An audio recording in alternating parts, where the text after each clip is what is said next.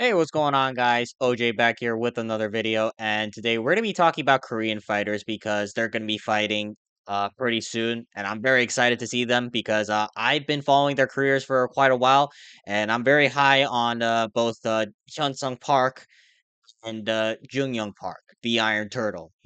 Both of these guys have very approachable matchups, and hopefully if they win, then they can really talk about getting a ranked opponent, getting someone who's like big named. But yeah, I'm really excited to talk about both of these matchups because it's kind of close in my opinion. All right, you can call it blatant glaze, but hey, that's what we do in this channel. We're gonna acknowledge that I'm gonna be glazing the shit out of Korean fighters. So with that being said, let's talk about some fights that have been made. The first fight I want to talk about, Steve Erceg versus Hyun Sung Park. Uh, this is being booked for August 9th. Steve Erceg's former opponent in Alex Perez unfortunately pulled out due to an injury, and Hyun Sung Park filled in as a short notice replacement a couple of days ago. Now, a lot of people might look at this as a win for Erceg. All right, and I'm not gonna lie.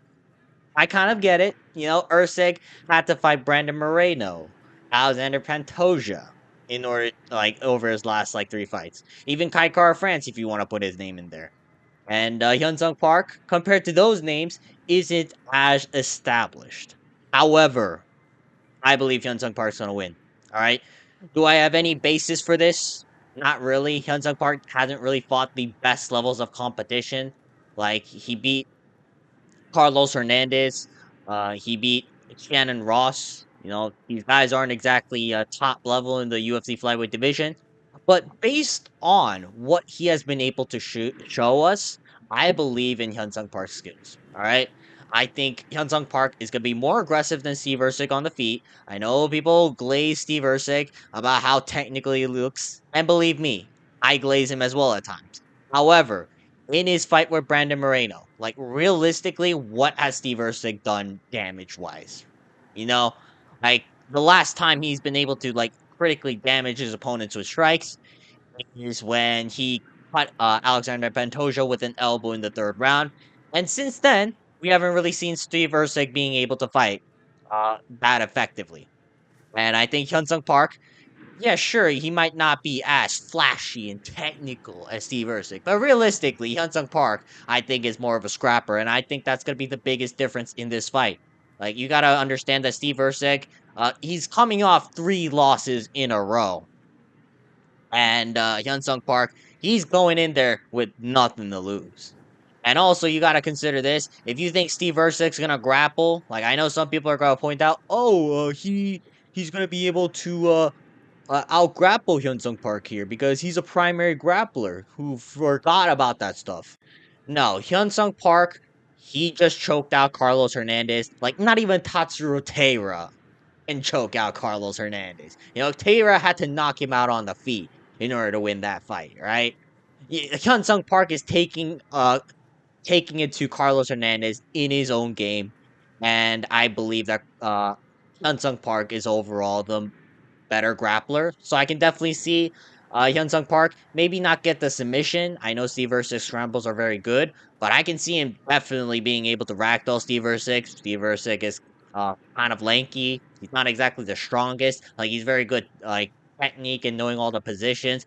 But I don't really see him being able to outmuscle Hyun Sung Park, and I think Hyun Sung Park will be able to be the better grappler. And on the feet, again, Hyun Sung Park will be able to land the damaging shots. How willing is Steve Erceg gonna be to jump in the fire?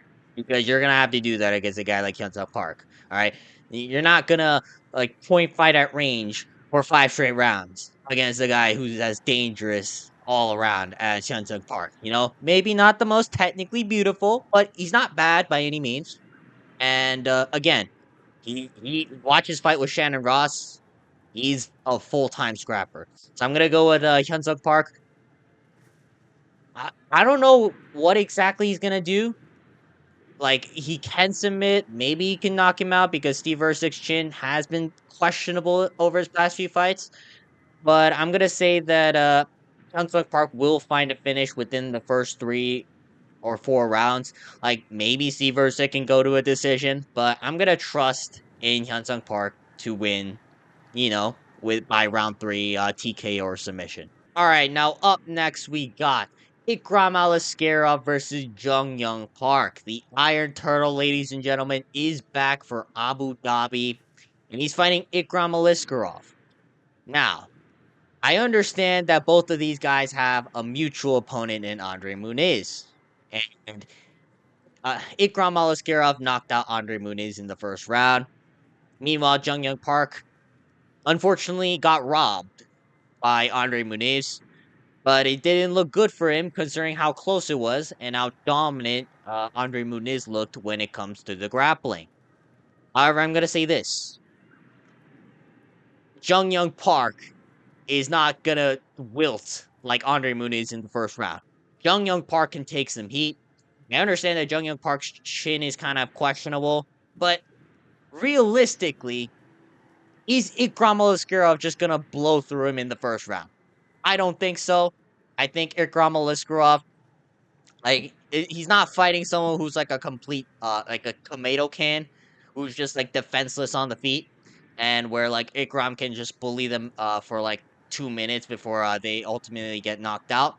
JunYong Park, even if he gets wobbled, unless he's knocked out very clean, like what happened in the Gregory Rodriguez fight, Ikram Aliskaroev will find it much harder to find his shots against JunYong Park.